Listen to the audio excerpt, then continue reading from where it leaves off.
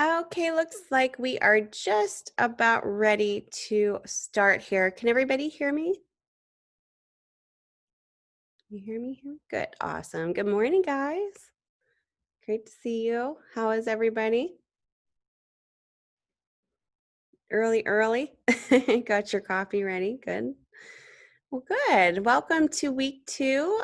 We are, it's actually the end of this month too, the last day of this month, June 29th. We're going to go right into July here soon. How do you believe you did last week with your first week?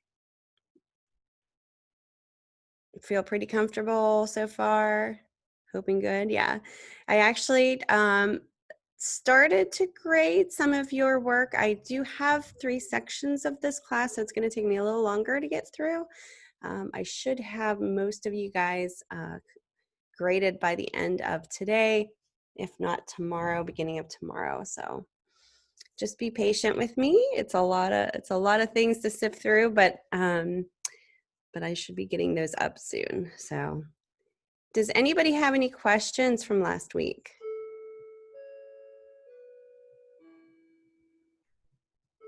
And we got the clock chiming in here. No questions. You guys are easy. Good. So hopefully you guys are more aware, yeah, and more aware of how to, properly organize your files, how to create a reminder, for instance, to back up your computer. We went over that for your assessment. And just more comfortable with navigating your files, and just keeping in mind of what you should be doing to kind of keep your system clean, your computer clean physically, the hardware and the software, and keeping those best practices going so that you have your machine is obviously optimizing itself and its full potential, so that you can as well. All right, so as we go forward, just like we do in every week, we're going to go over the learning objectives for week 2, and this is what you're going to be walking away learning, hopefully, right, in week 2. So we are going to be doing some really cool stuff this week. I think you guys are going to really enjoy this particular week. We're going to be diving into Adobe Illustrator. So we're going to be doing some fun stuff with that. So we're going to utilize the basic functionality of 3 drawing tools within the industry standard software, and that's Illustrator. Yay! Amber, I do have a question when it comes to this week's assignment, but I'm sure we will get to that soon. Okay. Yes. So if I don't cover it, let me know. Utilize basic text input functionality. So basically, we're just going to be working in the Illustrator tools, text tool, shapes tool, the foundational tools that we use as designers. And I say foundation, but they are the tools that we use often. So it's good to know how they work and play around with it, see what options you have. Identify and discuss the strengths of 3 Adobe software applications utilized in our profession, and discuss the importance of developing personal self-help seeking, got that backwards, research skills surrounding the basic function of industry standard hardware to ensure timely project completion. So just we're going to be doing some discussing about that and diving into your Illustrator project. So for today, our agenda, so what are we doing today? Well, we already went over our objectives. So we're going to go over your discussions, just kind of see if you have any questions, clarify anything that needs to be clarified. And when we'll go forward into your Adobe software overview, using help resources, and then also going into your projects. I think I'm going to do something a little differently though, and I started this last mod because I taught the same class last mod. And it seemed like it worked out really well. Instead of starting with your discussions, I'm going to start out with your assignment demo and overview. Get that started, and then we'll do the discussions overview after.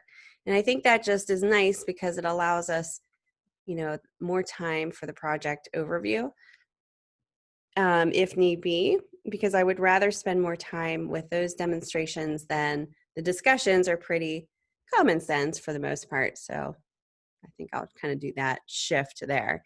But before we do that, let's talk about let's just talk about a few things with the Adobe software, because we are going to be working in two of the major ones in this class, which is Photoshop and Illustrator. So we're going to go ahead and just really quickly take a look before we get into our assignment here. I just wanted to show you this, and I believe I posted this. Maybe I didn't. In announcements, maybe I am going to be soon. This is a really nice little infographic because we're all visual people, right? And it's sort of like a verbal visual infographic. And it just kind of breaks it down very simply into sections of each program that we work in, for the Adobe software, I should say. So it breaks it down in why you would use each program. And it's important to know this because, you know, you don't want to be starting a project in a software that won't be appropriate for what you need. So for instance, say if you started out with a logo project, you wouldn't open up Photoshop and start designing a logo in Photoshop. There's reasons behind that. So knowing the purposes for each of these programs will allow you to be obviously doing the project correctly so that you don't have outcomes that are not effective. So Photoshop is a color correction, retouching, and enhancement of photos software. I'm sure you guys know that. You can do special effects, creation of web and motion graphics, and user interface and mobile design can also be created in that. So Photoshop is actually a raster-based program. That's what they call it. It's a pixel dependent program. So what that means is it depends on pixels to comprise an image. And what's neat about that is you can actually change all those little pixels that comprises an image. You can manipulate the color. You can do all kinds of really neat things with that. So that's kind of the purpose. You know, you would use Photoshop to manipulate photographs, or maybe even interface and mobile design, web creation as well. Illustrator is definitely, and what's neat about these programs is they all work together, meaning they, their panels and the way that they look all are very similar, but they are definitely different in terms of what they actually do. So Illustrator is a vector-based program, whereas Photoshop is a raster-based program. So vector-based, and I'm going to say this as simply as possible, it does not depend on pixels to comprise an image. It's more of a mathematical equation that comes up with lines and points and lines. So it doesn't depend on pixels to comprise whatever you are creating. It's vector-based. So that's why when you have a logo project, for example, you would design it in Illustrator, because at some point that logo will be probably blown up in scale. Probably, you know, if you're designing a billboard, that logo is going to be like 300 to 500% blown up from the original size that you created it. If you're designing it in Illustrator and it's a vector-based logo and you're placing it on certain things like this, you will not have any pixelization. It'll be sharp and clear. You can blow it up beyond billboard size and it'll still be crystal clear. So that's why you would design logos in Illustrator. They're, you know, definitely it preserves the quality. It will never degrade. You know, it's not dependent upon pixels. InDesign is basically your multi-page document creation for layouts, like a publication type of a software. And you can do multiple pages, like master pages and page numbering, which is great for, you know, publications, magazines, but you can also lay out one page ads in there as well. I've done that many, many, many times. What's nice about InDesign is it is very, it's easy to lay out type and to align type. So typically what designers do, and I know this is how I do it, if I've worked for many publication companies where, say, I have a 50-page magazine that I'm designing, which I've done many, many times, probably even more pages than that. Say we're designing the cover for it, or I would do the image, whatever's being, any images that are done on the cover, I would take into Photoshop and, change, manipulate, change the size, blah, blah, blah. And then I would go into Illustrator. I would save that out as, a high-res TIFF file to place eventually, but I'll save that out in Photoshop first. Then I would go into Illustrator and I would design any type of banner that has really cool effects that I could place in there as well for the front cover, that maybe it's a banner that wraps around the image. And then I'll take both of those images into InDesign and lay out the actual cover. So I'll place in the picture that I manipulated in Photoshop into my InDesign page. And then I'll place in that little wraparound element from Illustrator. I'll place that into it as well. And then I'll take all the type that is given to me from the client or the company, and I will align it and place it in there via InDesign. So that's typically how designers work. They go from program to program. Some designers just mainly design in InDesign or Illustrator too. It depends on the project, as well as Photoshop. If you're just working on a web project, you might not necessarily need to use InDesign or Illustrator. You just be strictly in Photoshop. But I just wanted to kind of give you an idea of how these three programs can be used and how they are used typically as a designer, say for a publication company. And even just as, I used all three of these when I worked for the ad agency. We would get, one-page ad, and I would do the same thing that I just told you with the cover of the magazine. So that's the differences between the three of these. In this class, we're just going to be reviewing the basic fundamentals of Illustrator. We'll be doing a project this week, like I said, and then next week we will be doing some fun stuff in Photoshop. So we'll kind of get a chance to do a little some projects in those two, and kind of get a taste of each of these.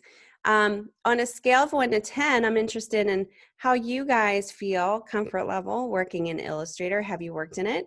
So 1 being kind of the newbie, beginner, and 10 being I feel really good. I'm like almost an expert in it. Where are you on that scale? Okay. Yeah, most of you guys are beginners, which is great. Amber says 9, but some of you guys might have experience, with these programs outside of school, college. So it's great to kind of see and see where you guys are. But we're going to start at the fundamentals. So bear with me. If you do have more extensive experience using it, just kind of be patient. We're trying to, this is a fundamental class, so, but that's great to know. Illustrator it's not real hard. It's a really fun, program. When I was going through school, we learned freehand. I don't know if you've ever heard of that program. It's not an Adobe product. It's another vector-based program though. It's called freehand, and then we transitioned into Illustrator. And that was many, many years ago. And then also we learned, I don't know if you've heard of this program, Quark Express. That was the publication program that we used whenever I was going through school, and then that shifted into InDesign. So sometimes you need to kind of shift, I've worked in the industry for a long time. In the first probably 10 years, I've used Quark Express, and then everybody switched to, and when I say everybody, the Adobe Creative Suite has changed so much in the past 20 years that they incorporated InDesign into the Adobe Creative Suite, where a lot of the companies out there were not, I don't want to say forced, but because it became all under one not operating system, software, they just ended up incorporating it into their company as well. So sometimes you have to make that switch if you're out there and you learn. But basically, these have been the staple for a lot of places. The only thing I would say, if you would maybe experience is if somebody didn't have, say you got a job at like a small place, smaller sized place that didn't understand what the Adobe Creative Suite was, and maybe they're using other software, you know, because in place of that. And if you're not used to designing on a PC, say for instance, you've been always designing on a Mac, just kind of be aware that not everybody has Mac computers either, because they are a little bit more pricier. So you might kind of have those experiences too. It's always good to have both exposures as far as PC and Mac, just in case that happens. No, the big differences between PC and Mac when you're dealing with the Adobe Creative Suite is really the shortcut keys. That's it. So, you know, obviously they're two separate operating systems and two separate computers, so that you have to deal with too. But when you're actually working in the Adobe Creative Suite, the only difference is when you're on a Mac or a PC are the shortcut keys. So pretty much everything's the same. Okay. Okay, so let's go ahead and, like I said, we're going to skip right now the discussion, so we can go right into our projects. All right, so pretty exciting stuff here. Let's go to your assignment 2. You guys are going to be experimenting with the Adobe Illustrator tools. Now, don't forget, if you feel like you need extra help, say we go through this and then you start this project and you're like, oh man, I don't know. You know, we have a lab instructor who has multi-sessions that you can schedule with her. Laura, she's great. We also have an actual learning instructor coach too that is assigned, Christy, who is also available, and her, actually I'm going to post her schedule today for week 2. So just kind of keep that in mind. We have other people. Amber, if we know how to, can we use more than just the basics? Mental. Yes. Yep. Yes, Amber. If you are, you know, really comfortable in Illustrator and you want to use the pen tool, because you don't necessarily have to do it for this assignment. Great question, by the way. By all means, use it. Yep. I will cover the pen tool, but it doesn't necessarily state that you have to use it for this. The pen tool is an interesting tool. It's one of those tools that you'll love to hate. And then once you get used to it, you'll be like, oh yeah, I love this. So it's just a different type of tool, but once you kind of get used to it. And I'm going to post some resources for you guys to get used to that tool as well, because I think the sooner that you practice with it, the better. All right, so read through the career relevancy. I mean, Illustrator has a very big, you know, it's pretty much a staple in what we do as designers. So, you know, go ahead and read through that. I'm not going to read through this word for word with your background, just talks about what Illustrator does. We will be going over the shape tool. So these are pretty much what we'll be doing in our demo. I'll show you how to use the shape tool. I'll show you what the selection tool is and what the purpose is and how to use it. The direct selection tool as well. We'll talk about that because there's some interesting tools in there, and we just want to know the purposes and how to use them, because sometimes if you don't even know the basic tools and how they work, it really can hinder the you know, how long you're working on this assignment. So we want to minimize that. We want to, you know, get you started in the right direction, so you're not sitting there for hours and hours and hours going, how do I move this, you know, so simple yet I don't understand. So hopefully this will clarify a lot of things in this demo. Okay, so in this assignment, you will be using the shape tool, selection tool, and direct selection tool to create a simple illustration of your neighborhood. Your illustration will need to include at least 5 objects and be in street view. So for instance, looking at a house from the sidewalk. These objects can be houses, trees, plants, people, cars, etc. Do not overthink the visual details. Instead, think about how can you break each complex object down into simple shapes. As you are creating your illustration, also use your swatches panel to add color to each object. When you're considering color, think about what mood you would like to set with your illustration. You know, I've had students do, like, for instance, sunset. it looks like sunset. So everything has really warm tones to it. I've had students do a night scene where everything's more dark, or just, regular daylight. Okay, so assignment instructions. You're going to open a new document in Illustrator. The size is going to be 8.5 inches by 11. You can choose the landscape orientation. I'll show you how to do that.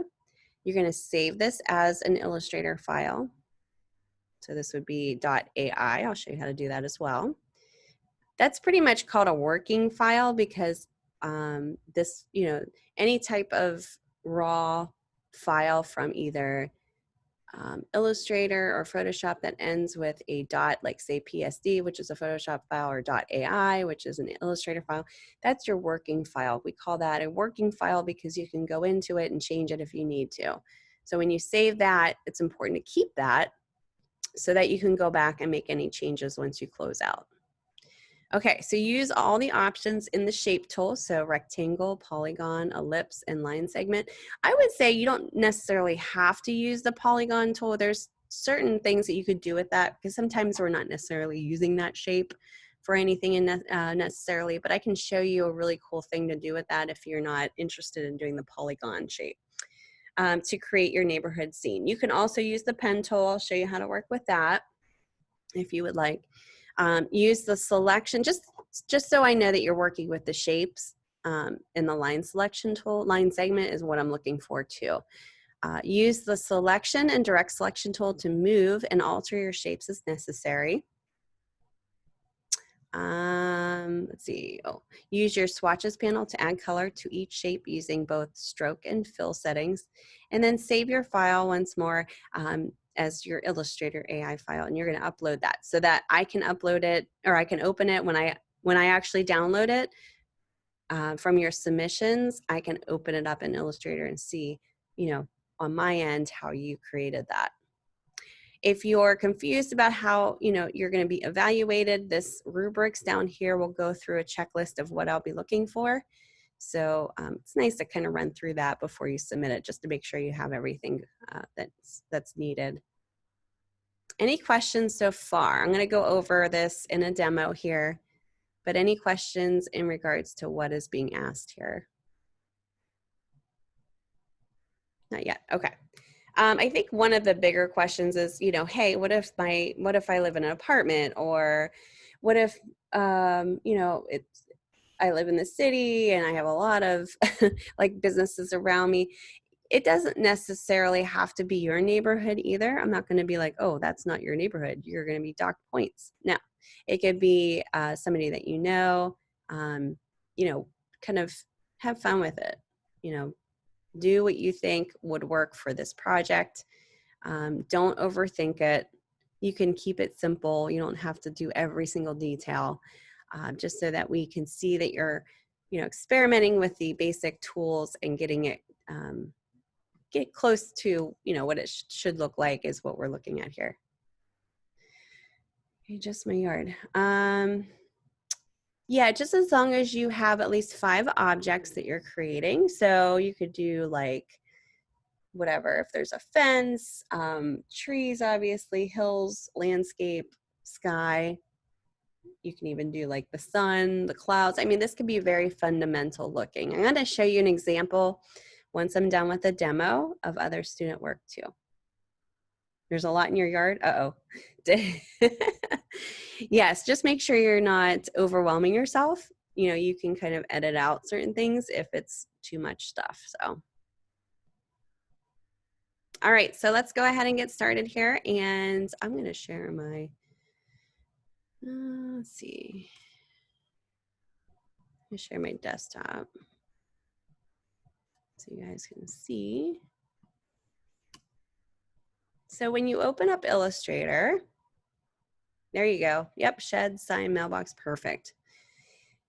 When you open up Illustrator, you'll see kind of this beginning panel box, and this is kind of where you can open up specific templates here. If you know the size, say if you're going to work on a mobile app for an iPhone 10, you could start there. There's, different templates in here. What we're going to be doing is just creating a new one. So we want to do our own size layout here. So when you hit create new, you are going to see your size specs. Again, you can have templates here to click on if that matches your specs. If you want to type them in here, you can do so over here on the right-hand side, preset details. Just make sure, and this is really important because a lot of you guys may not have this defaulted settings. So for example, you might not have inches showing up here. It might be pixels or points. I've had students do that where when they submit it, it's like super tiny. And I'm like, I know you got the size parameters wrong because when you submit it, it looks super, super tiny. And all they need to do is make sure that it's in inches and not, say, points. Okay, so if you need to change that, that's how you would do that. So what we need to do is type in 11 inches by 8.5. So 8.5 is what you would type in there. And, just pay attention that it's landscape. That means it's longer widthwise than it is height. This is portrait, this is landscape. You only need one artboard. You can do multiple pages in Illustrator as well. A long time ago, that wasn't an option. Whenever, let's see, geez, over 15 years ago, when I was working in Illustrator, they didn't have this artboard option. So it's kind of cool to see that change. So you can do multiple pages in there. You don't have to worry about bleed settings. We're not doing anything with that. You'll learn that as you go forward when you actually do a lot of more layout work in, say, InDesign. CMYK color. I'm going to change this to RGB just because sometimes we have more options in RGB to do different effects in Illustrator. Typically RGB, these are color modes. For RGB, anything, if you export a file, that's basically for web use. And CMYK is for print use. But sometimes in the beginning of our process, when you're designing something, you keep it in RGB because there's more settings that you can do during that process. And then what you do is convert it right before to CMYK for print purposes. So we're just gonna leave that at RGB. It's okay if you don't change this. It's not gonna be a huge deal. You guys won't be doing like a ton of effects or anything like that, but just to show you that that's there. Another thing you wanna do is just make sure you keep this at high pixels per inch, 300, just so nothing gets, if that's a lower pixels per inch, it might look a little pixelated when you export it out. Preview mode, default's fine, hit create. And once you hit create, it's going to create your document. And just a couple things to be aware of before you start. In every single Adobe software, and this is what's nice about having them all kind of together in an Adobe suite. The panel boxes pretty much look the same. You have these floating panel boxes, and these panel boxes can be collapsed depending on your preference. So say if you're working on a project and you want more screen view, you can collapse it just like you would, this is a toolbar here, your toolbox, sorry. Your toolbox, same thing. You can collapse it to 2 columns or 1. So there's different preferences in regards to that. Some people like, more screen view, like I said, as they're working. Some like to see, and it's something that you can switch back and forth in. If you want more panels to come onto your desktop, you go up to Window in Illustrator, and you choose which one. Like say, for instance, let's go to your swatches, because we'll be using that. You have all of these different panels available. They're just not showing right now. But as soon as our properties box is showing, so that's why it's checked. Our libraries is showing, that's why it's checked. Let's go ahead and check on swatches, and you'll see what happens. So swatches pops up on my screen here as a panel. It's also showing some tabs of different brush options and symbols. This may appear when you open up one panel, for instance. And just so you know, you can actually drag and pull these out. So say if you don't really want to deal with symbols, you can actually close that out. If you don't really want to deal with brushes being in that panel box with it, you can close those out. And then also you can link these and when it lock these together. So for instance, let's see. And you're going to learn all about all of these boxes eventually, but we're going to be going over just the basics. Okay, so I can take this panel box and I can just bump it right underneath this. See how it turns blue? It's going to tell me it's locking in. So now I can move this around as a whole instead of two separate panels. So that's another option. You could pull it back out if you want. You can decrease the size of your panel box by just pulling up here, if you have a really long box. So that's pretty cool. Another thing you can do too, and that you can decrease that size as well.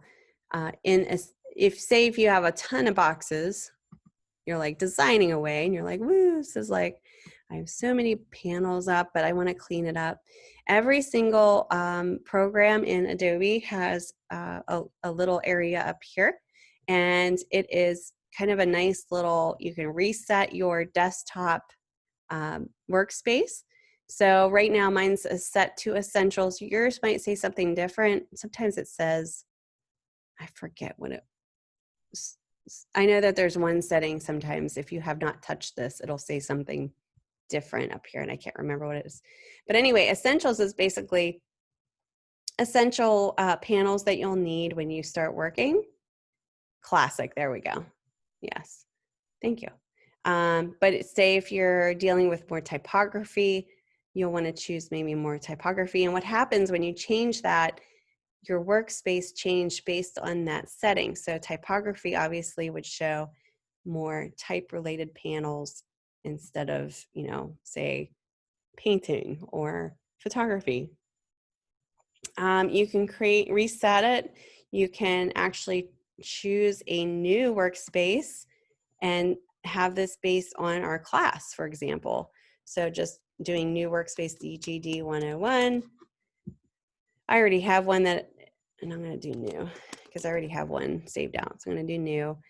Whatever panels that you have out, say you want certain panels up here, whatever you save this in, as you're in this preset, every time you close out and come back in, your panels will be set to your preference for this particular preset here.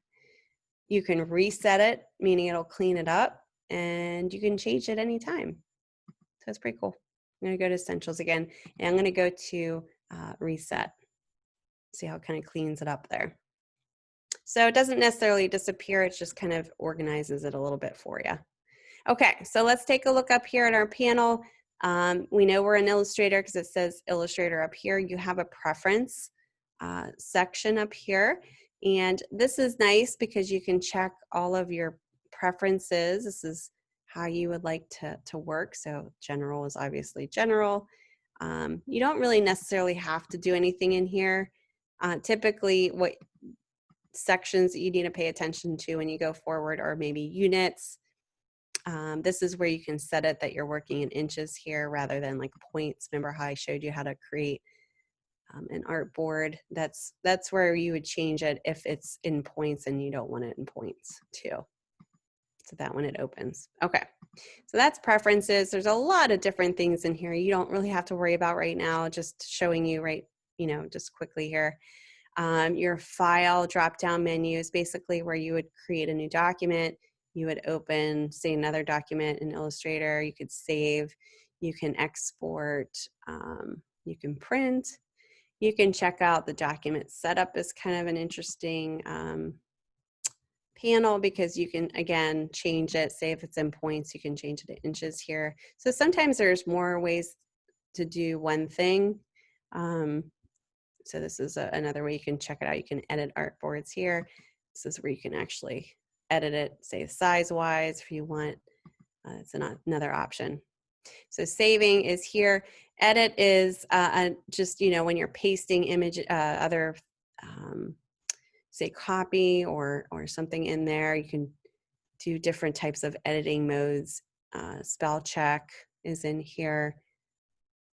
Object is basically dealing obviously with objects. We can, there's a lot of, I always like to tell my students there's a ton of different things that you can do in each program, but you don't necessarily use every single thing, especially Photoshop. That's a big, monstrous program, but you don't necessarily as a designer use every single option. So just kind of don't get overwhelmed by what you see. Just know what's available here. And, as long as you're good at the basics initially, you're kind of learning the foundational tools. That's really all you need, because we're not going to be doing every single tool. You won't be using every single tool in each program. The type tool is basically dealing with your type. When you edit type, different fonts, you can see here size of type. And there's another way to reach the type. If you go up to or go down to window and go down to type, you can actually choose the character box, and this again will give you the fonts. You can change the size, and we'll go over this again as we go into your assessment. But this is another place you can find your type fonts and everything like that. So if you see a little dashed line here at the top of your panel, that means there's other options that you can choose. For instance, for this one, you can actually show more options. This is a condensed panel. So if you do show more options, it's going to drop down and give you a little bit more type options. Like say if you wanted to do baseline shift, if you wanted to kind of play around with, all these other options, all caps, that's where you would find that. So that's where the type is. You could do some really cool stuff in here. Select is basically what it is. You're selecting your objects. So you can do so with your selection tool as well. I'll show you that in a second. Effects, you won't really be dealing with any of these. Maybe a drop shadow, I'll show you how to do that. But these are very, kind of a little, when you're dealing with changing the shapes of objects that you're creating, you can kind of play around with this. I'm not saying you can't, obviously you can experiment with this, but you don't necessarily have to use these. It's just effects. Viewing is obviously what it is. So you can view, you can zoom in out here, fit in window. So if you're having issues trying to find something, say you're zoomed in really tight on your desktop, if you just go up to view, fit in artboard window, it'll kind of frame it for you. You also have your zoom tool in your toolbar here, toolbox, that you can also use to zoom in and zoom out. If you hold down the option key, it'll do the opposite. So it'll zoom out. You'll see the little negative sign. So that's kind of cool. And then there's shortcut keys to everything. So zooming in and out on a Mac is Command plus to zoom in, and Command negative right next to it to zoom out. So there's shortcuts that you can also do.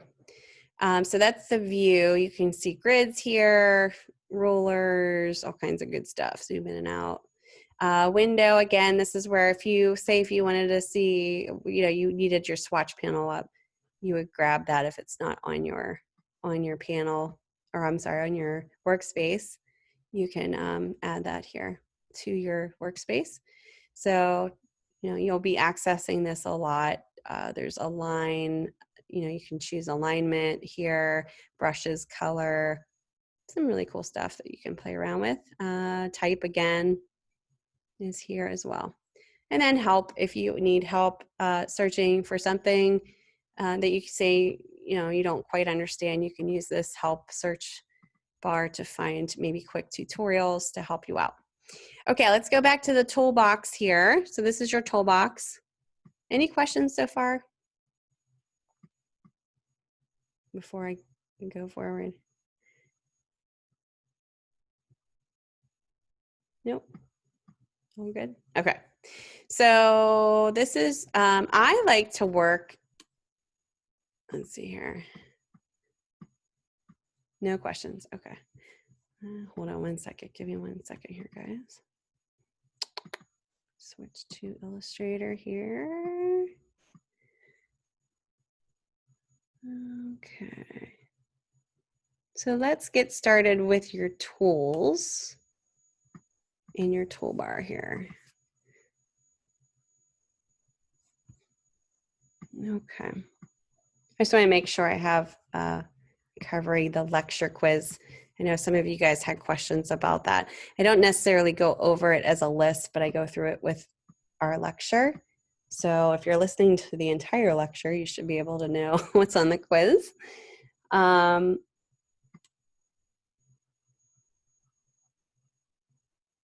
Okay, so like I said, if you go into, remember how I said when you can create your artboards? So if you do a file new, your artboards, which I said just keep it at 1. But this is basically telling you the artboards is the number of pages that you have in Illustrator. So I just wanted to review that.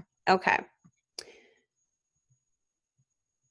There's one other thing that I want to talk about before we get started into your panel box too, is I don't know if you noticed this, but I have a, kind of like a medium gray interface, and I'm going to show you how you can change that.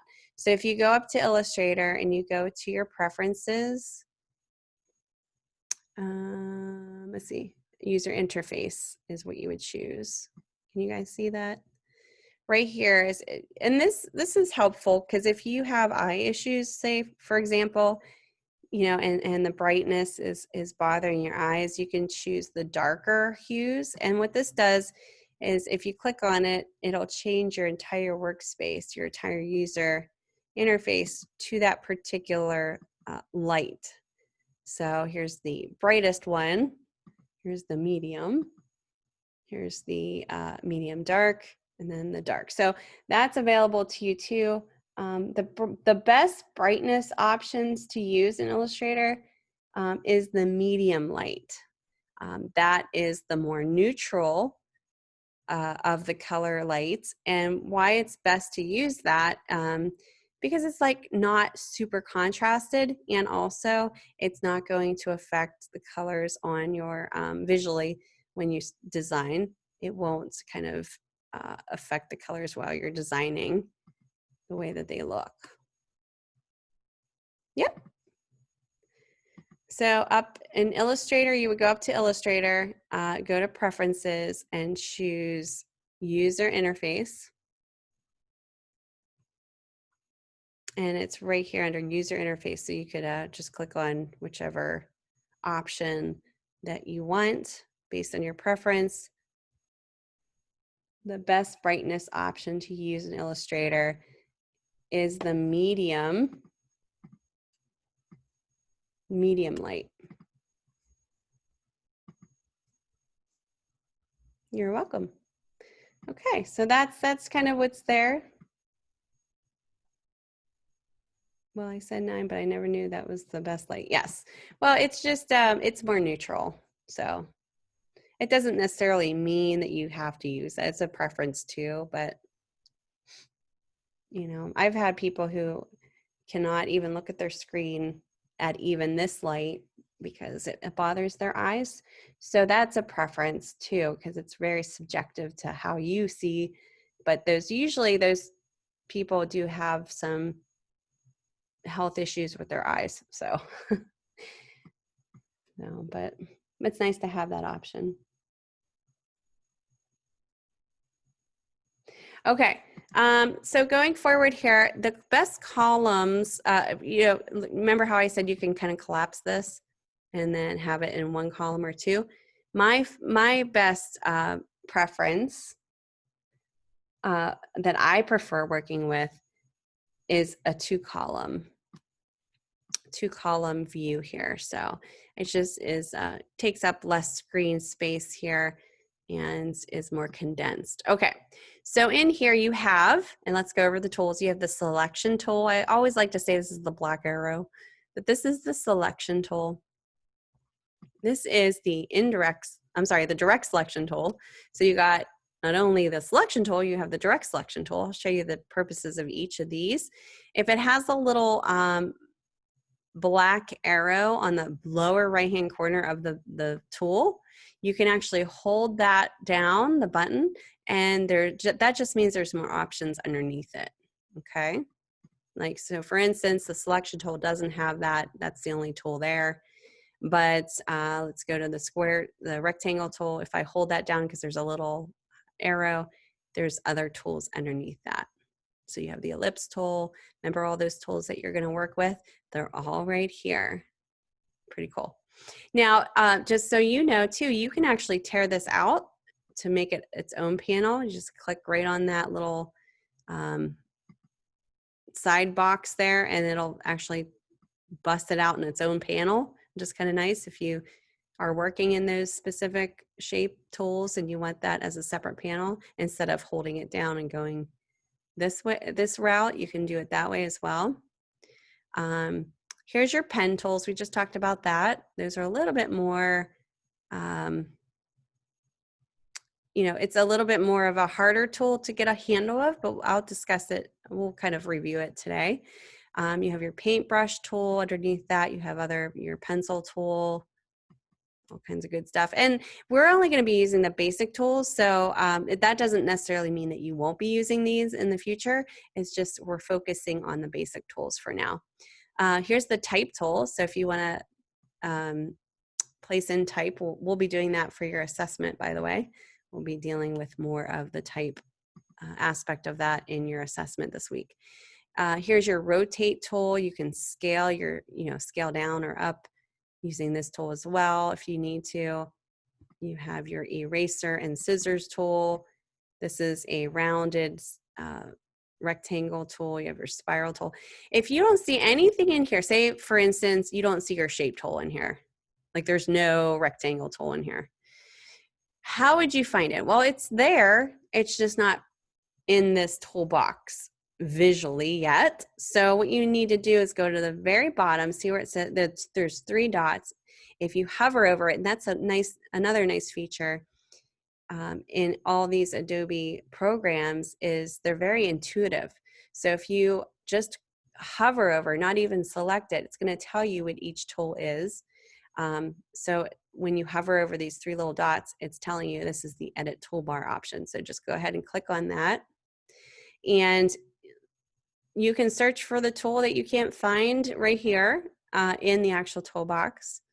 And once you find it, say if you wanted to do the magic wand tool, you wanted to add that to it, go ahead and select it and just drag and drop it in there. I'll do it with this one too, drag and drop. So that's how you would do it. Same thing if you wanted to just get rid of it and you're not going to use it, just drag and drop it back in here. That doesn't necessarily mean it's not accessible. It's just condensing it so you don't have, there's a lot of tools in here. So it's condensing it so you don't have as much in your toolbox. So you're just using what you need. Okay, so that's an option there. You have your gradients tool. That's kind of cool. I'll show you that in a second. Eyedropper tool. This is how you can select certain colors, say in a particular shape or an image. And then these are all very, tools that you won't be using. The width tool just varies your width of your line. You have a blending tool, which you'll be dealing with as you go forward, not in this class, but going forward.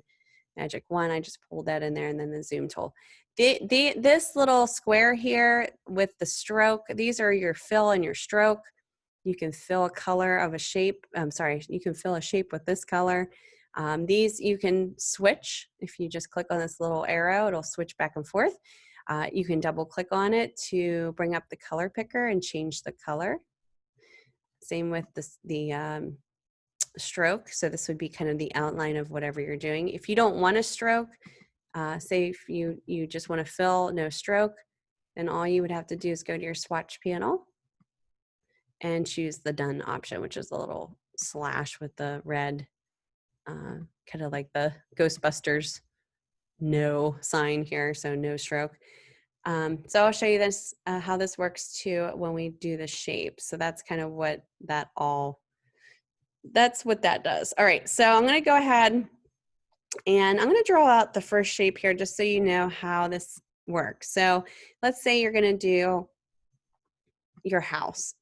You can draw out your house starting with the rectangle tool, and you're going to click one time on your artboard with that tool selected. So you're going to select the rectangle tool. You can see a little crosshair, click and drag it out to, start this rectangle. If you hold the shift key down as you're doing this, it's going to make a perfect square proportion wise. If you don't, you can kind of play around with the shape, the width and the height.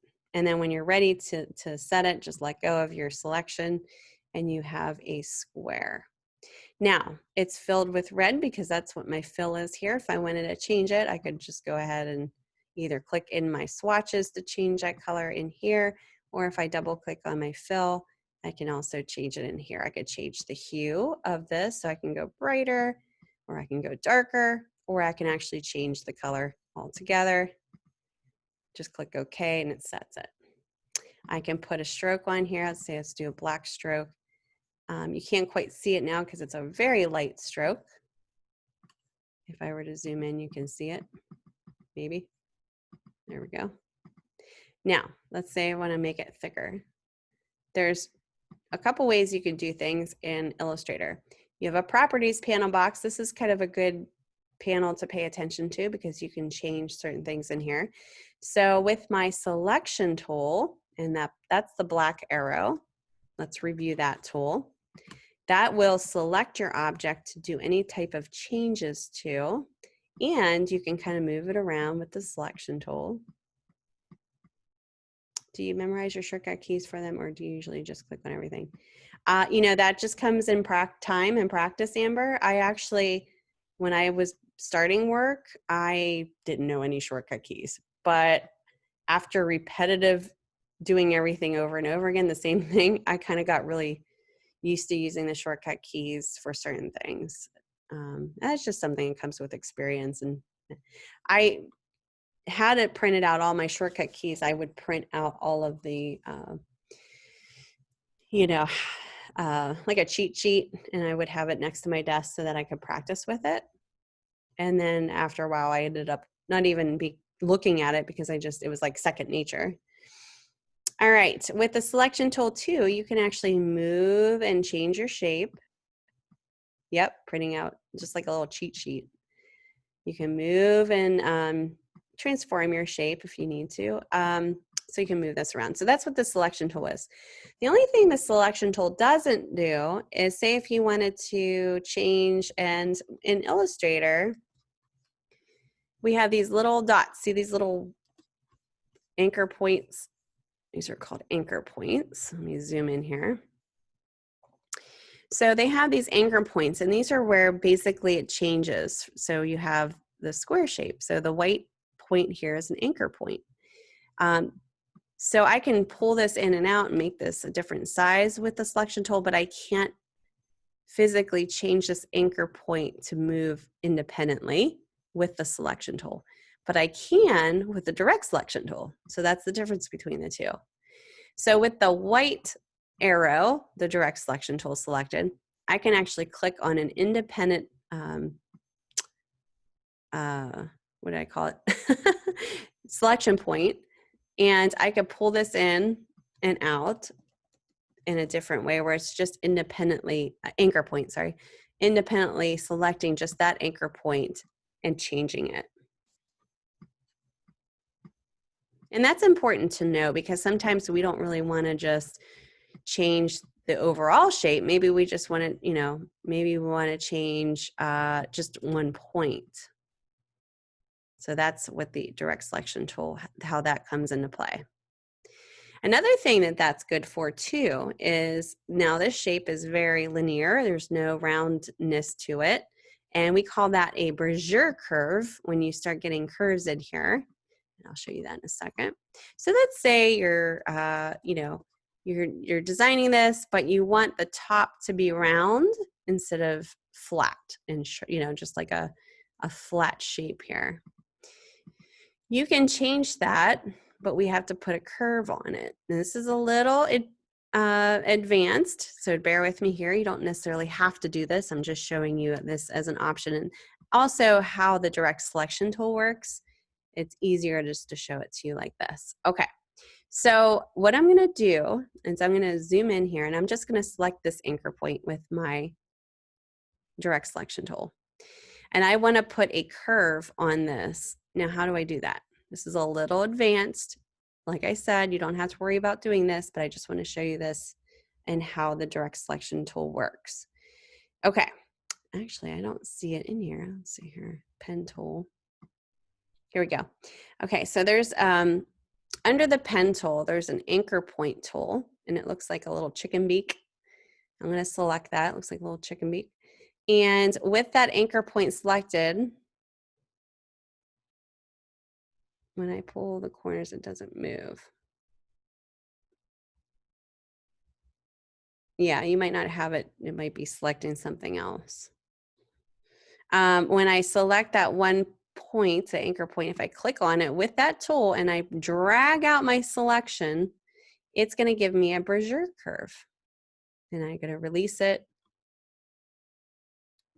And it's giving me, instead of a hard, you know, a hard corner, it's giving me that curve. Now, this is why I wanted to show this to you. Because the direct selection tool, the white arrow, you can actually go in here and manipulate using this tool. You can't do it with the selection tool, only this tool. You can manipulate this curved, these are called handlebars. So you can go in and manipulate this. You can make that curve smaller. You can make it more larger. You can even just eliminate maybe the bottom curve, just pull that in. But this is how you would manipulate this particular handlebar using the direct selection tool. So that's kind of what that tool is, how that works. So you can manipulate each anchor point independently if you want. If you want to do it together, say if you wanted to make this taller, all you would need to do with your direct selection tool, just select your anchor point, hold down the shift key, select the other anchor point you want to do to change it with, and I'm going to just push up on my keyboard arrows, and you can see those two anchor points are being pushed up together because I selected both of those together. So you can do it not just independently. If you select each point, you can do your changes together as well. So that's when you can't do that with the selection tool. You can only make it bigger or smaller or change the width, the height. You can't independently change each anchor point with the selection tool. Only the direct selection tool, you can do that. Okay. Any questions about that?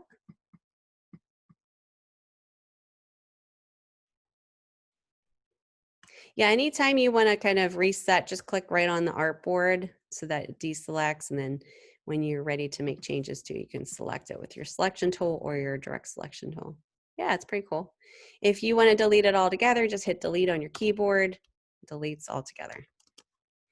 And again, if you just so you can see how this works, if you wanted to do, say, oh, and I was showing you the stroke too. Let me show you that real quick before.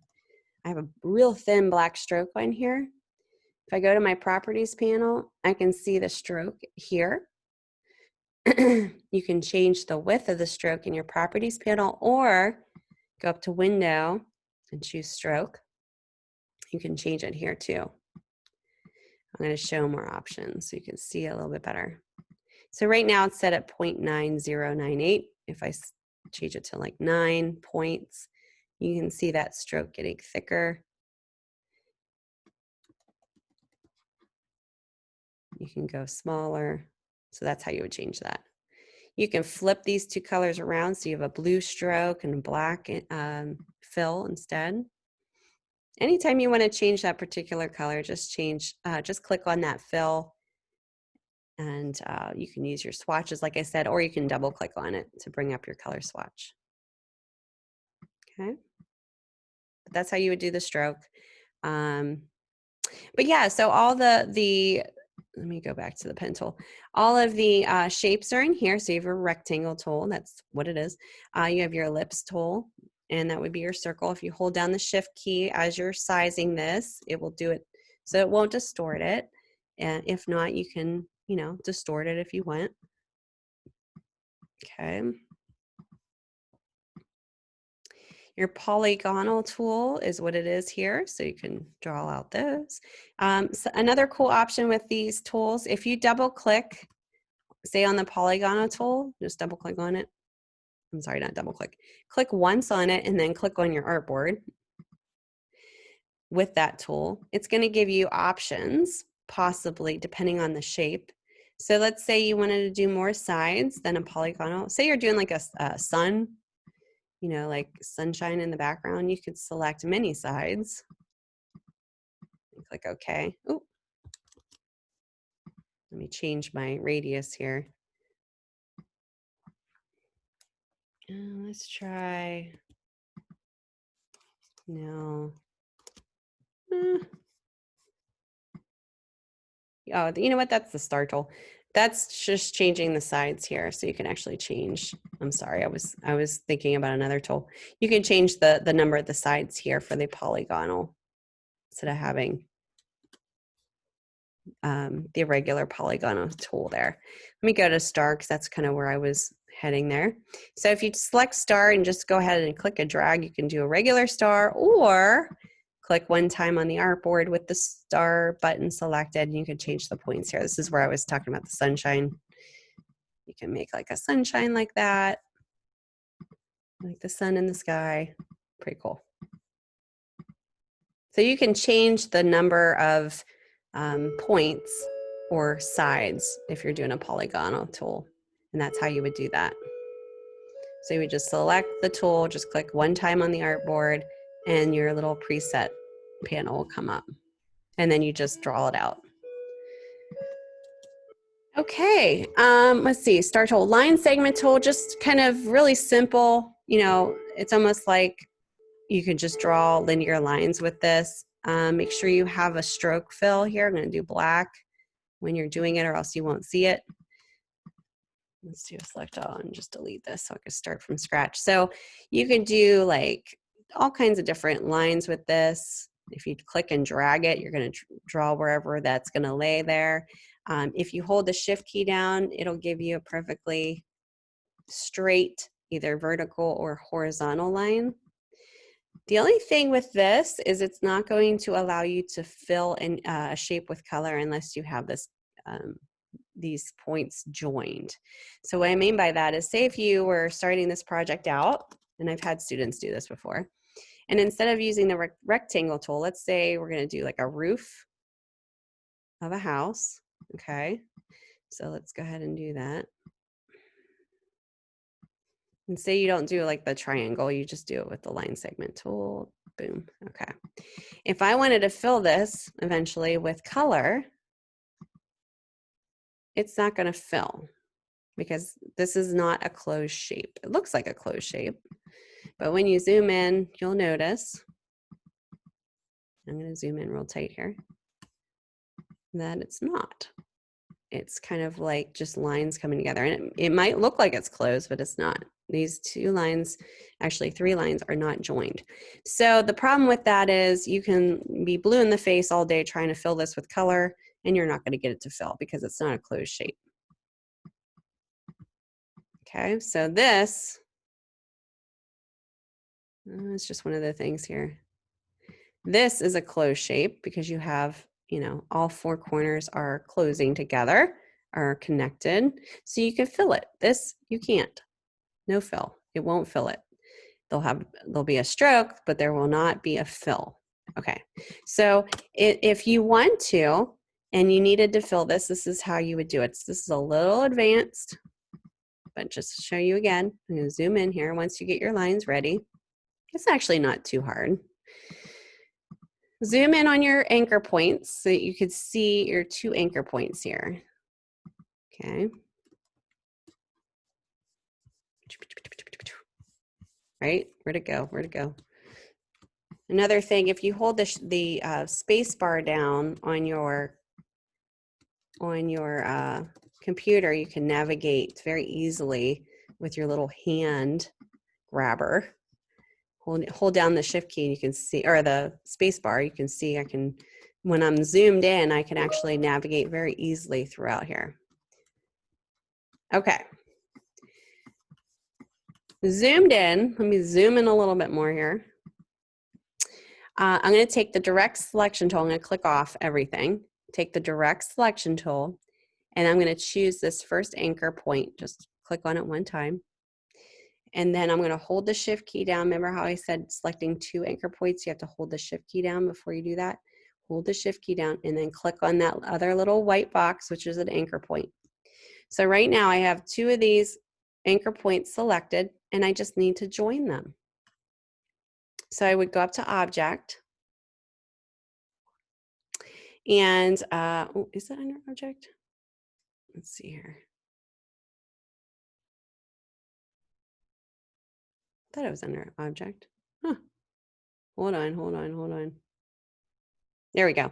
Object, and you would select Path. Sorry, guys. I kind of lost my little headspace there.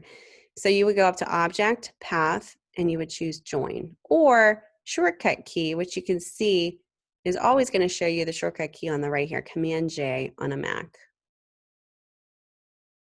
Boom. See that? It joined those 2. So now this is a closed shape right here. And then you could click off of it and click back on it. Say if you want like a nice sharp point here, you could just pull that one anchor point into that one. I'll show you it again. I just selected that one anchor point and I'm just moving it on top of that other one. Okay, well, it's not closed yet. I need to close these. I need to scroll down here. Hold on. Now we have the bottom to worry about, so let's pull that up. Okay, let's zoom in on this part. Same thing, direct selection tool, click off. Click onto that. Now, zooming in is super important in Illustrator because these little anchor points are so hard to see. So if you're not selecting right over top of them, you might be selecting more of the object that you want to. So zooming in, seeing that little white box is super important. So I'm going to select it, hold down the shift key, select the other one that I want to join, go up to Object, Path, Join. Okay, click off of it. If I wanted to have this nice and sharp right here, I just click on the top anchor point with my direct selection tool, bring it down to that one. It's just moving it, kind of makes that nice little sharp point there. All right, one more point to join, and then we could fill this because we still can't fill this now. It's not completely closed as a shape. All right. Geez, I didn't realize how big this was. Hold on. All right, there you go. We need to close these. So I'm going to click right off of it, take my direct selection tool, select this one, hold the shift key down, select this one, go back up to Object, Path, Join. Oh, not that. Object, Path, Join. Boom, click off of it. Take this anchor point, drag it down to this one, sharp point there. And now we have a completely closed shape that we can fill with any color that we want. Yeah, you can actually delete those too. I just wanted to do it simple so you guys can see it. You can delete anchor points. I can show you that in a second. Now what's nice, this is the difference between the line segment tool and the pen tool. So you just saw how many steps it took to make a closed shape with the line segment tool. This is why the pen tool is awesome. And here's the pen tool up here. If you go on your, want to find it quickly, just hit P on your keyboard, it goes right to the pen tool. What's awesome about the pen tool is you can create a closed shape very quickly just using this pen tool. You just have to know how to use it. So anywhere you want to start your anchor point first, you just click one time. And then right before you click again, you just choose your next path. Just click again to put that anchor point down. This is using the pen tool. Hold shift key if you want a nice sharp straight line. Click again to put that anchor point into place. And then you just finish it by going right over top of the first one that you created, and boom, you got a closed shape. That's super easy, right?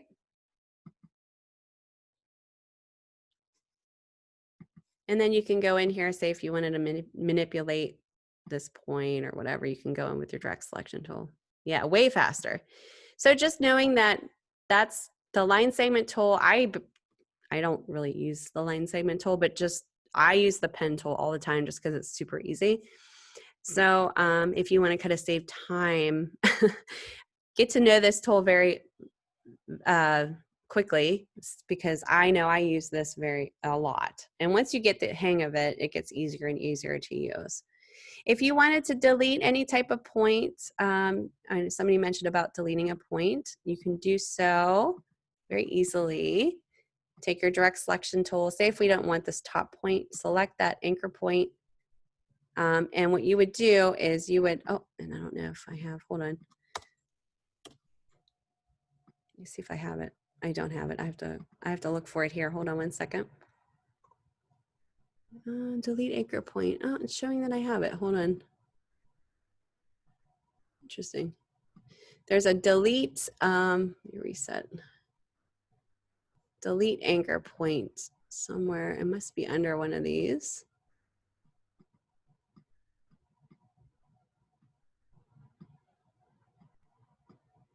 Which is really strange. Usually it's right under the pen tool.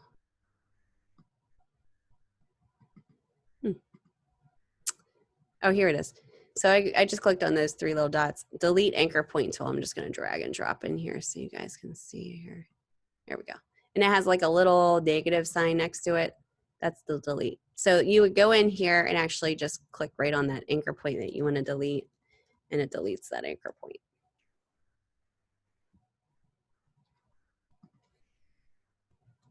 Let me show you again here real quick. Delete. So if I want to delete that, I delete that anchor point. Any questions about that?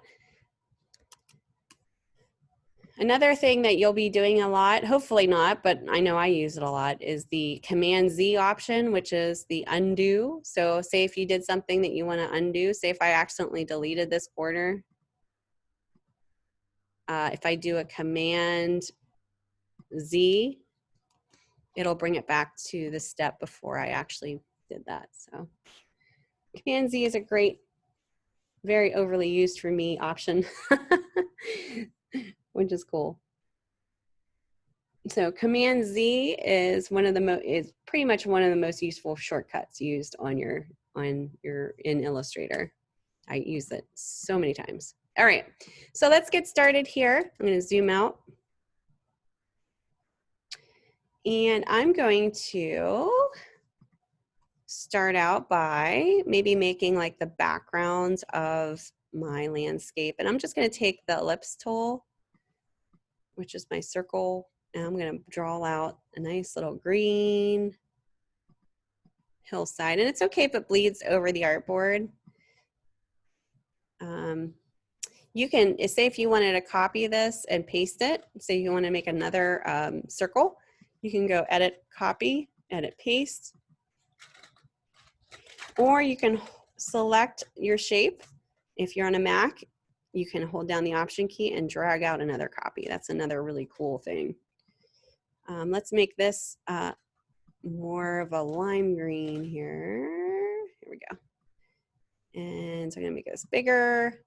Let's say I wanna put this behind this circle. I just select what I want to put in the back, like a layered effect, go up to Object, Arrange, Send to Back. See how that just sent to back there? You can work in layers here. We do have layers in Illustrator, just kind of like you would do in Photoshop. So you could put, say, this one circle on one layer.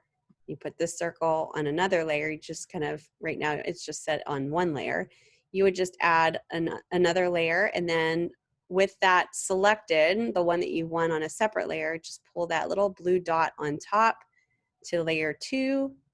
So now it's represented by the red bounding box instead of the blue. This one, see how I shift?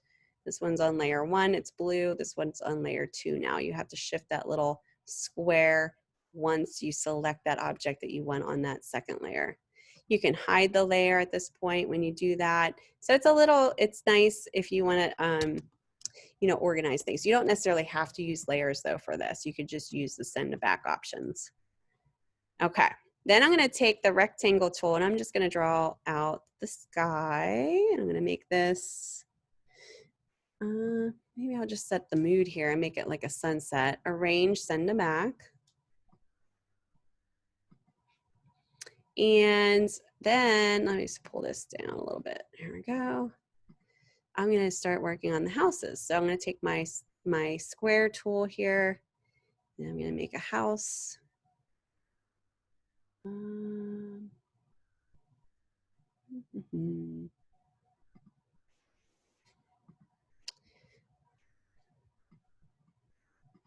right, let's zoom in a little bit here. I could do like a little rooftop, depending on what you guys are doing here.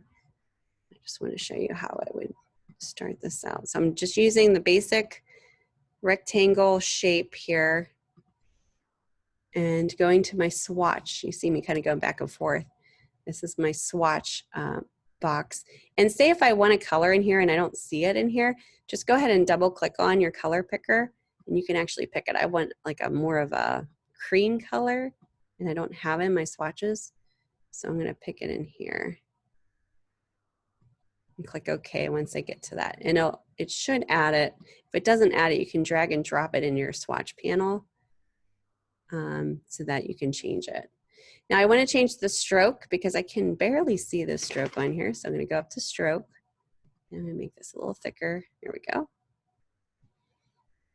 And just to save time, I'm going to do, oh, actually before I do that, let me zoom in here so you guys can see a little bit more here. Here we go. I'm going to use my line segment tool. So this is some things that you can do just to keep in mind here to create my window panes. Oops. Hold the shift key down if you want a nice straight line. And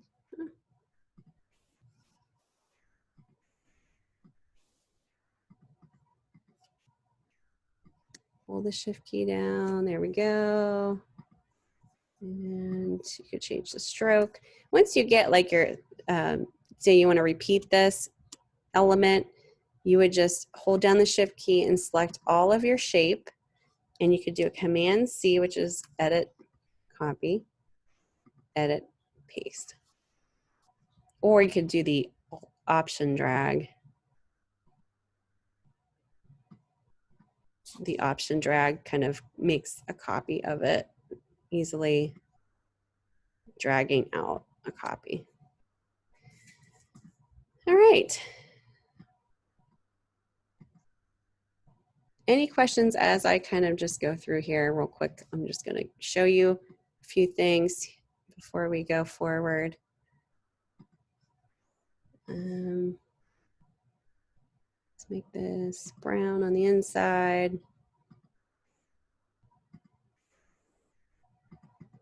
And you can take the line segment tool to do this or the pen tool. Pen tool would be easier. You can make little like accents to your roof here. Hold on one second. Oh, the fill I'm going to set to none. Stroke 2. And then I'm just alt dragging this out to make this kind of a neat little, let me delete that one out. A neat little texture.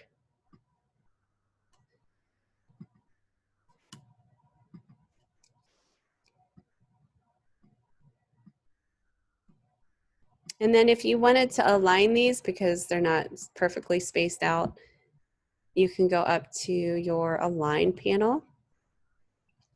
And say I wanted to evenly space the top of these out, I would just hold down the shift key to select all of my elements I want to equally space out. And I would go to align and I would choose, oh, not that one, not that one. I would choose vertical distribute center. Actually, this is acting goofy. Hold on one second. No. No.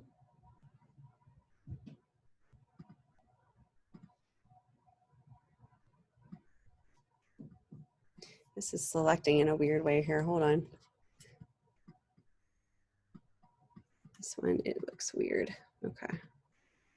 Let's try the bottom. Oh, this one's selected weird too.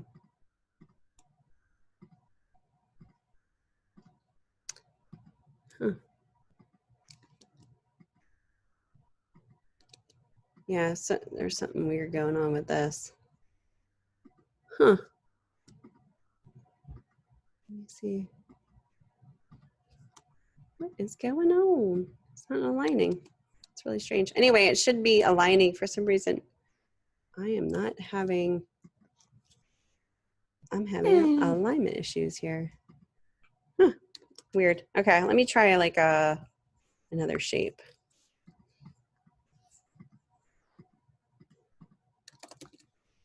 Single shape. Oh, it's aligning here. That's really odd.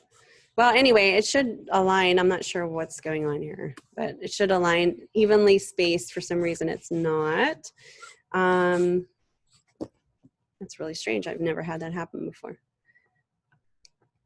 All right. Well, let's see. There we go. There's options too, like snap to grid that you can do under view. Snap to grid is nice because it'll snap it to alignment. So you don't have to use, you know, margin lines and stuff like that. So, oops. But anyway, you can get your details in there. You can add little chimneys, you know, whatever you have going on your landscape. Adding those little details is kind of fun. And then what's nice about this, if you are like in a townhouse situation where you have a lot of repeating elements, let's say, you can just select your house and do it an option drag, just like you did before. And then what you can do is just change the color if you need to. And it doesn't have to be, you know, everybody's, when I have students do this, they're like, do I really have to do my house? It could be something that maybe you make up in your head. As long as it's like a straight on shot, I'm not going to be like, oh, this isn't your house, you know, you need to be doing your house. I'm not going to be super picky. All right. So let's talk about maybe other details like trees. You know, you could do some really cool details with just like simple shapes. You can do a circle for the top of the tree, and then like a very simple rectangle for the bottom. Let's do like a little, if you want to bring this forward, go up to object arrange, bring to front. And here's the little tree. I wish we could see your classmates work and it wasn't just submitted to a Dropbox. Yeah, like a shared space. Yeah. You could also do, and I'm not sure, let's see here if I have this.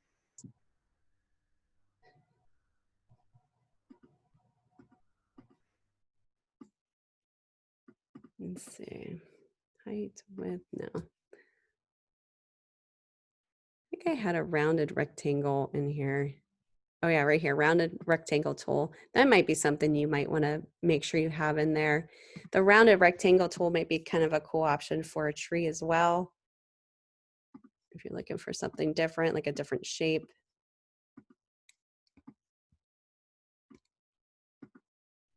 You could put a street in there. Just drawing like a rectangle here, making this like a gray looking street. And I'll show you really quickly a really cool way to add a street line. So take the line segment tool, or your pen tool actually. We'll do the line segment tool. And drawing a line from left to right on the street. Make that line white, stroke. And I'm gonna make us a little thicker stroke here.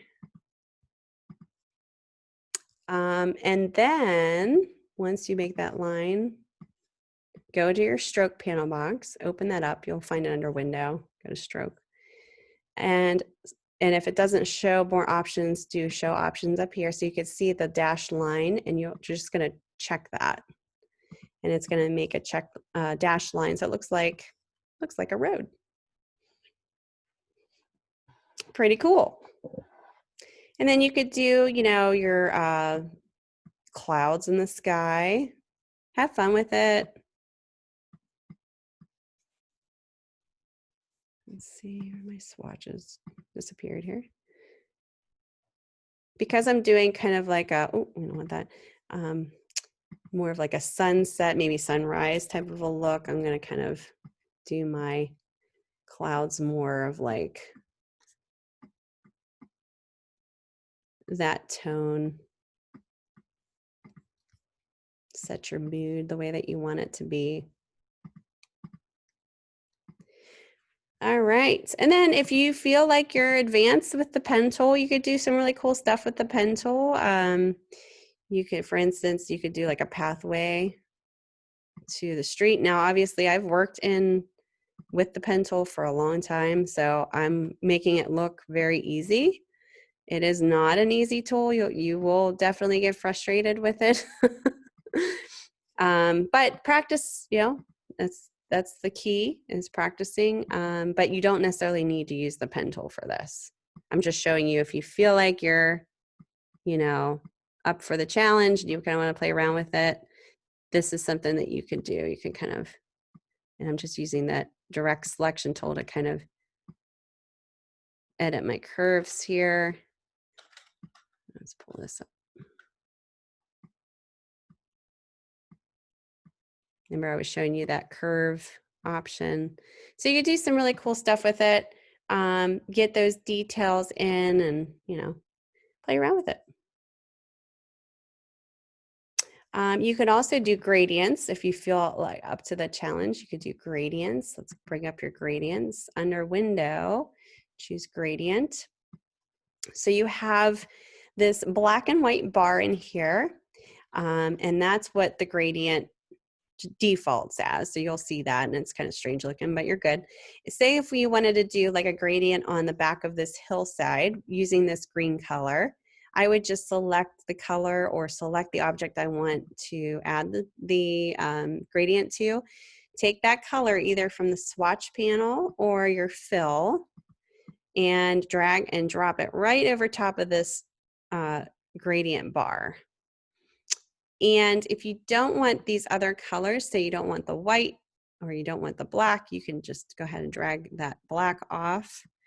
And you can always change, drag and drop new colors in there. Like I just dragged and dropped this darker green color.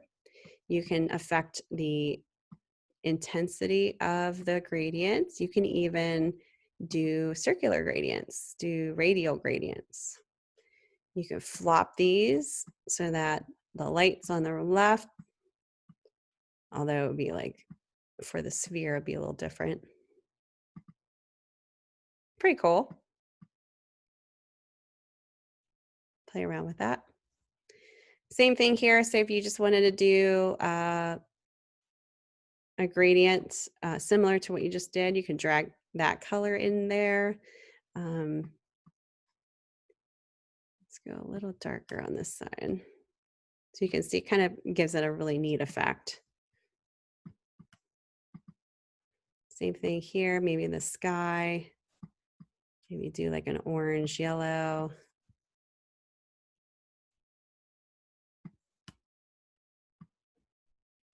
Effect. Let's see. There we go. Something like that. It's like a radial. It's kind of cool. So you could play around with that. See what you can do, and maybe just leaving the houses the way they are and just changing certain aspects of it will kind of give it a really neat look, something different. All right, when you're done, go File, Save, and make sure you're saving this out as DGD101 assignment. Oh, I have my caps lock on. Assignment 1, first, last name. And it's going to be an AI file, so just leave it as AI, save, you're good. 2. Okay. Any questions about that? Oh, assignment 2, sorry. Assignment 2, yeah. Ooh, there we go. Any questions about any of that? I'm going to show you some examples too from, let me see here. Assignment 2, I think I had a finished example. Oh, okay. This is from my last class. I did this one. So that's kind of from my last demo. It's a little different. You can see the mood, the overall mood of it's different. And then I'm going to show you, I guess this is another student's example, right? Oh no, this is my example another time. And let me open up these two, which are 2 student examples. So here's one done by a student during like sunset, sunrise, using very abstract shapes. And then here's another one, it's a little bit more detailed. So it's really up to you and how you want to play around with this. Have fun with it. And don't get frustrated. Just, if you have a question and you run into any issues, we're here to help you. This is just, about learning the fundamentals of the tools, and getting where you need to be. Yay. All right. No questions. We're good with that, right? We've got to move on to the next thing here, which is your assessment. And the assessment's going to be really cool because you're going to be working with the type tool. How do you turn gradient off? That's a great, so if you don't want the gradient anymore, you're saying? Let's see here.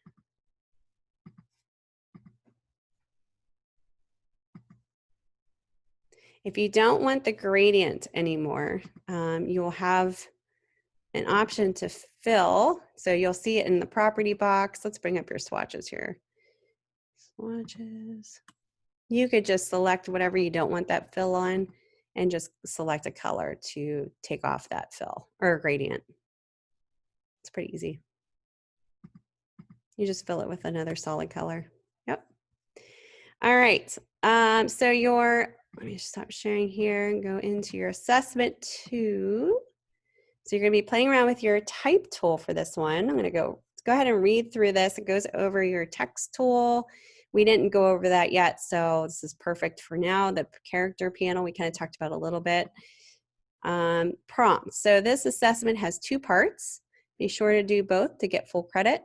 In the first part, you will complete a short worksheet using the text tool.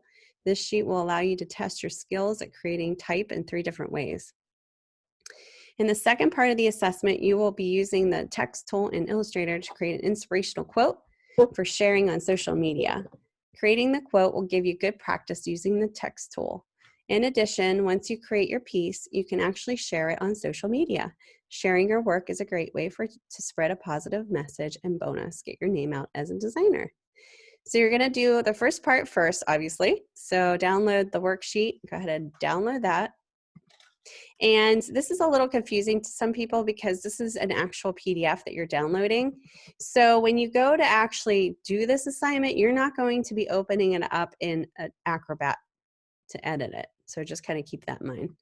Follow the instructions to complete each step, and then you're going to save it as such. So save that. All right. So let's go ahead and open up Illustrator. So this is the proper way to edit this. You will not open up the PDF and start editing it. What you're going to do in Illustrator, going to open up Illustrator. You're going to go up to Illustrator, File, Open. I don't know if you guys can see this here. Let me share my desktop. Make sure you guys can see. Okay. In Illustrator, you're going to go File, Open, and you're going to open up that PDF that you just downloaded. Okay. So where's my PDF here? Right there. Okay. So I'm going to save this PDF to my desktop for now. And then I'm going to close out of it in Acrobat totally. Go back into Illustrator, go File, Open, find that PDF, and hit Open. This is key. A lot of students don't get this. You're going to open and edit this in Illustrator, not as a PDF. All right, so you're going to work on the first instructions here. Use point type to type your name in the box. So that just means you're going to go to your toolbar, choose type tool.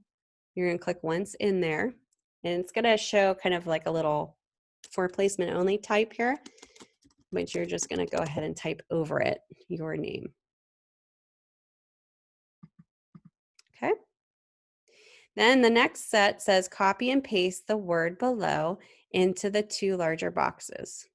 Click and drag on the word while holding the shift key to make it fill each of the boxes so the words fills and is centered in the box. Okay, so click and drag on the word while holding the shift key, copy and paste. So what we're going to do is go edit, copy, edit, paste, and we're just, oh, you know what, actually, let's take the type tool. I'm sorry. Take the type tool, we're going to select it. So just double click or highlight it, go edit, copy, and we're going to click in this little box after we do copy with our type tool, and we're going to do an edit, paste. Oh, and then it just kind of puts it over here. Anyway, okay, so either way is good. Edit, copy, edit, paste. And then what we're going to do is going to hold the shift key down before we pull out the bounding box, and we're just going to fit it into this box.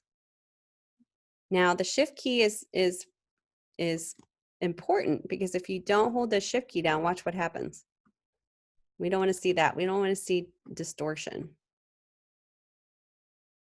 Okay. So again, we're going to go copy, paste. And I just did that by just going edit, copy, edit, paste, Command C, Command V. We're going to pull this over and then hold the shift key down. We're just going to make it as big as the box. It doesn't have to be super perfect, but you know, get it in there. Edit, copy, edit, paste. Pull that down. And this is just so you know how to work with type and type box in this way. Any questions about that?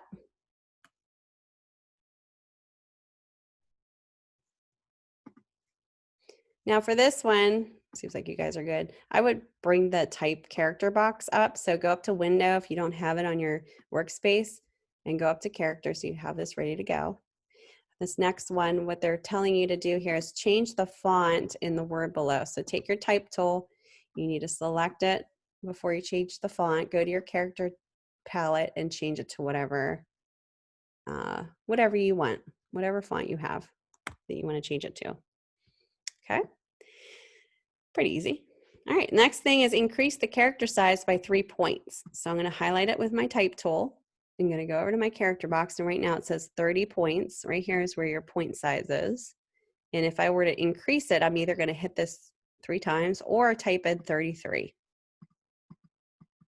That says 33 here. We're good to go. That's it for that one. Let's go to the next box. This is the one that gets the most trouble here. With students, decrease the character size. Not this one's easy. The next 2 ones after this. So we're just going to decrease it. Just go click on the down arrow here 3 times. So it should be 27. And that's it for that. These next 2 are a little tricky, but I think once you listen to this and hopefully you'll understand how to do it, create a text box that is the same size as the box below. So far we have been just selecting the word with the type tool, and we've also clicked 1 time with the type tool and created a word for our name. But there's another way to set type with the type tool. And that way is if you select the type tool, click and drag, and it's going to automatically place type in there when you do that. That's another way to place it in there. So you're just taking that type tool and dragging it over top of this box. And it's going to place it right into that box. Now this bottom one says create a type text box that is the same size as the box below, just like we did up here. But this time we're going to change the text to a Myriad Pro. So with it selected, we want to go up to here and type in Myriad Pro. Oh, if I could spell it right. Myriad Pro. There we go. And we want to change this to 21 points. So go ahead and change that. Here is where you would change the points. Any questions about that? You're going to save that once you're done, just those 2 pages. You're going to have your name in here.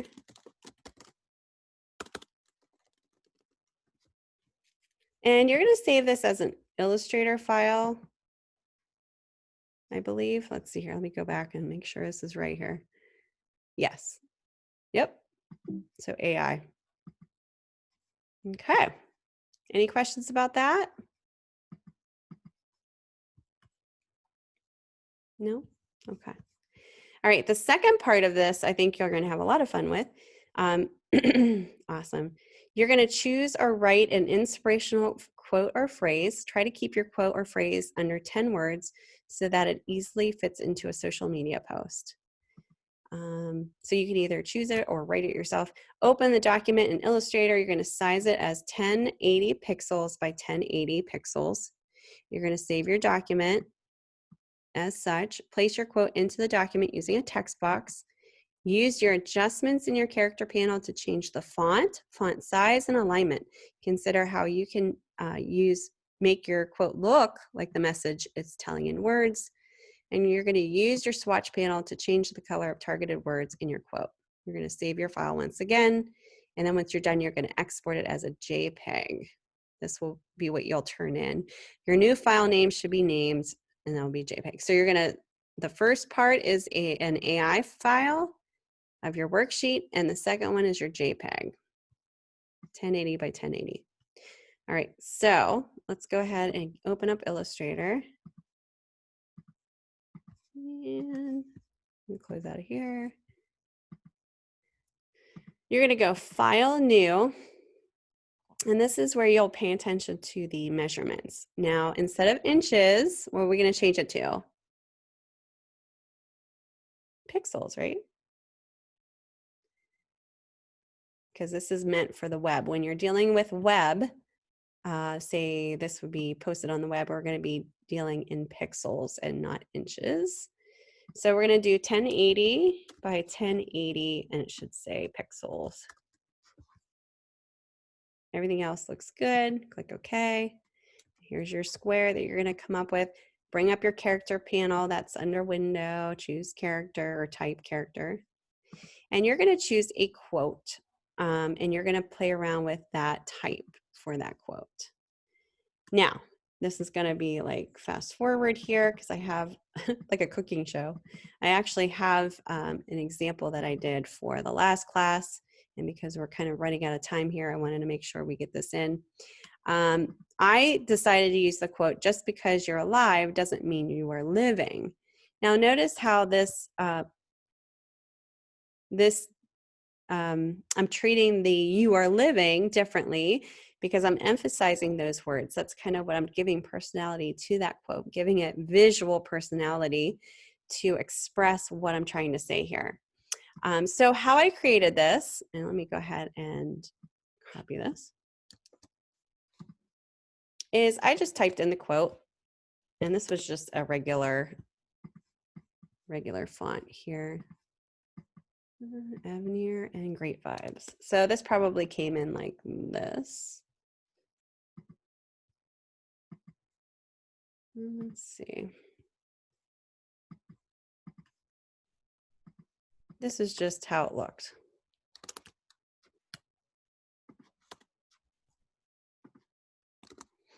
And don't forget to put the quotes in there, quotations. That shows that it is a quote. So this is kind of what it looked like, but I added more life to this. And all I did was take the type tool. So I just clicked on there, pasted it in from where I found, or you can type it in too. I went in and, broke it up so that it read as I wanted it to. And you might want to read out loud too to get the good break here. So just because you are alive doesn't mean, so right here I put a return, you are living, and I put a return here. So it breaks really nicely. Now doesn't matter if you center, you don't have to. I centered mine. If you go to paragraph, This is where you can center your type if you want, or left align, right align. You can play around with that setting as well. But just make sure that you're making emphasis on certain keywords. You know, for instance, I decided to make this bigger and emphasize this with, you know, a different type that I thought would be appropriate. So, you know, you might need to search for different fonts. If you need more fonts on your computer than you have that are going to emphasize this word. And I just made this huge. As far as the quotation marks go, sometimes adding those, if you're going to do something like this where it's bigger here and this one's not as big, I would just copy and paste those out as separate quotes so that you can easily add this to your quote. Just one little tip here. If you want these to be smart quotes, meaning they won't appear to be like, let me show you, kind of like a weird, see how this looks based on the font? Smart quotes make it look like an actual quote. And how you would do that is you would go up to type with your quotation selected that you want to change, and you would go to insert special character. Oh, not that, sorry. And you would go to quotation marks, insert special character, quotation marks. And I want to do a left quotation mark on this one. And I want to do double. So I'm going to choose that, and it's going to flip that. So I can actually place this down here, get rid of those, and move that over here. That's kind of a nice way to do it. Okay. So just quickly here, I just set a gradient square behind here, kind of how I showed you with the background of my last landscaped image. And I did a simple gradient. I mean, you don't have to go crazy. Just make sure the type is readable. A circular gradient is all I needed. Simple typeface, very neutral, but then I changed keywords. I made the keywords bigger. I changed the color. This is like a purple color. And then I added, this is just using the pen tool or the line segment tool, just these simple lines to balance it out. Yes, the quote change. Yep. That's a big, it's a big thing that sometimes they don't cover until you're out in the real world. And then they're like, oh, use smart quotes. Yeah. So the smart quote option is nice. Plus, doing it as an individual text box here, you can kind of, this one, you know, you can kind of move it around and stuff. So that might be something that you're interested in. Just make sure you have the quotes in there. You have a period at the end. You don't necessarily have to say who did the quote, but this is just make sure that it's visually speaking what you're saying here too. You know, choosing a typeface that is portraying the keywords that you're emphasizing. All right, when you're ready to save this out, you're gonna just export it. So you're gonna save this as an AI file so that you can go back and change it if you need to. So AI, save that. And then when you're ready to submit this, you're just gonna go export up to file, export, save as, or export as, and you're just gonna choose JPEG in the format option here, export. And I already have it, so it's asking me to, and you could change just to RGB, that's fine, because that's what we're exporting out to for web. All right, so it should look like, let me get all my stuff out of here, the JPEG. And you can open this up. Oh, I have another example here that I did. Open up the JPEG just to take a look at it, but here you go. And you can post this on social media, which is kind of cool once you're done. Here's another example that I did in another class lecture. You know, so you can emphasize certain words. This is to live a creative life. We must lose our fear of being wrong. So I did kind of the same way with the smart quotes. I just added very simple elements. I changed, and how I did the creative fill there, just really quickly here, somebody asked me about that. If you want to do something really cool like that, all you would have to do, it's a little bit of a step here, but I'll show you really quickly. And then we got to get going here because it's almost time and I haven't even discussed their discussions. This is why I wanted to do this first, because I get so into this that I can lose track of time. Okay, so let's say you wanted to add color to this actual word. You can't do it as a font. You have to actually make this a shape first. So what I mean by that is you would select that particular, and I would do one text box for the word that you're trying to do this to, so you're not affecting anything else. Go up to type with it selected, and we're going to, oh, not type. Is it type? Hold on.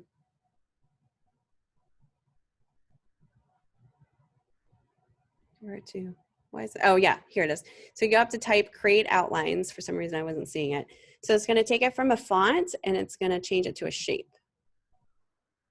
Okay, and now you can add any type of gradient to it. So let's say, let's go over color here. You want to add different colors to this. It'd be better if I brought my swatches up here. Here we go. Let's see, it's just drag and drop colors in here.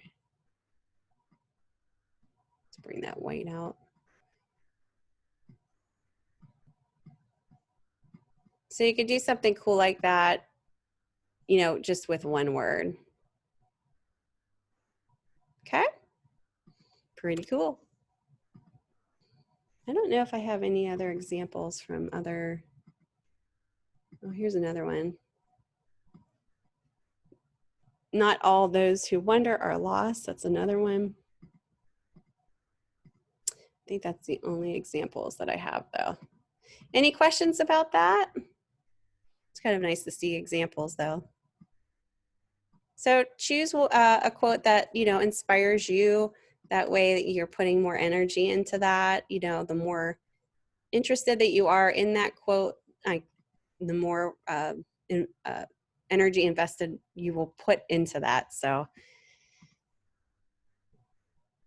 yes, nice to see different examples for sure.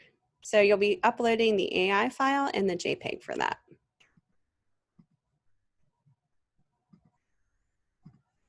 All right, so let's move on to your discussions. We only have a couple minutes here. You know, we could try to get through this here. Help-seeking sources. You guys are going to be discussing about help-seeking sources. These basically are like a way to do this independently if you're, you know, looking to keep updated as a designer. I use these three very often: Adobe, Adobe Exchange, and lynda.com. Lynda.com basically now is considered LinkedIn Learning, and that's what we use to here as your help-seeking sources as well. Let me fast forward up here. We already went through that. Okay. Oh, our discussion's up here. Sorry, guys. So we're going to just be looking at your discussions in here. Discussion 2, or week 2, discussion 1. Let's go ahead and take a look at this. We're going to be talking about Adobe software. I'm going to skip down. There's a lot of information in here about each of the programs. Go ahead and take a look. We kind of talked about it briefly today, but this goes into it a little bit more in detail. Go down to the prompt. So you're going to locate your Adobe Creative Cloud desktop application icon. It is at the top of your screen. Note, if you have not installed Adobe yet, please contact your instructor or FPA. You will need Adobe for this class. Click on the icon, read through the list of potential Adobe applications. So let's imagine you're starting a position as a graphic artist for Universal Studios Orlando theme park, and they're using a non-Adobe based products for large-scale designs throughout the park. You have been tasked with designing Halloween Horror Nights materials for the haunted house images. How could you use Adobe-based software to enhance the production and convince the company that non-Adobe-based products won't produce the best effects or at all? Explain your reasoning. So for your reply post, you could consider and add on to ideas that other students came up with in regards to their Adobe application alternatives. You could even include any experiences you have had with this particular application. Adobe application and how it can make it more beneficial to the project. Don't make sure you're, doing what you did last week, replying also in your initial post is hitting all of these requirements. I started out hopefully helping with this, just coming up with some ideas here with my post. So definitely read through this. I'm kind of showing the differences between Adobe Illustrator versus Inkscape versus CorelDRAW, so showing the pros and cons and then putting your 2 cents in how you would advise them to use the Adobe products for their benefit. Any questions about that? It's pretty straightforward there. Like I said, read through my post if you have any other questions about that.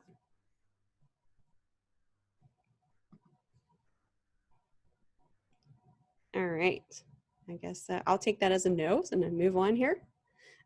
We're good to go. All right, so help seeking skills. This particular discussion will cover that. This is basically how you're, just keeping up to date as a designer, even out of school. We do this all the time. I always call myself a life learner because I'm always doing trainings and trying to keep up to date with current trends in the market. So go ahead and read through this. There's a little video in here too, just talking about, a perspective of a designer and how they're looking at it in regards to their keeping up to date in the industry.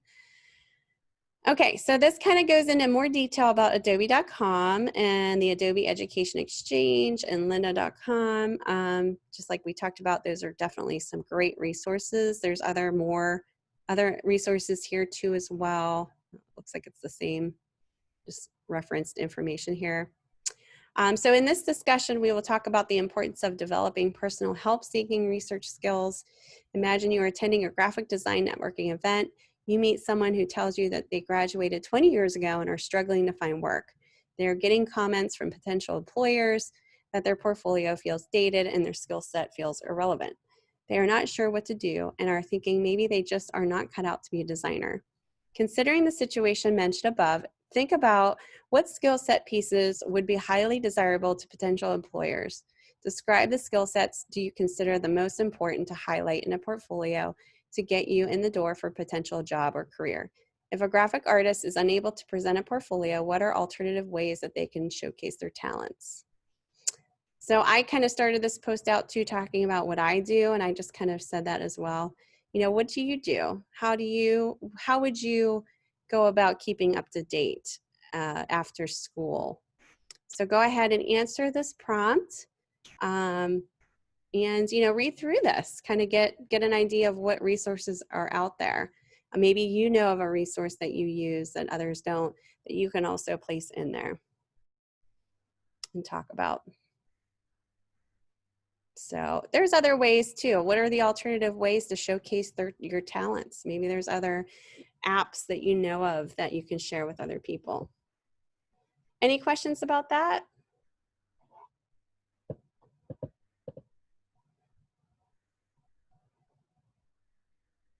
This is important just to kind of keep in mind because it is important to kind of keep up to date as a designer. Just because you're done with school doesn't mean that you stop learning, especially in the design field. It's always changing, either technology and or the trends in design.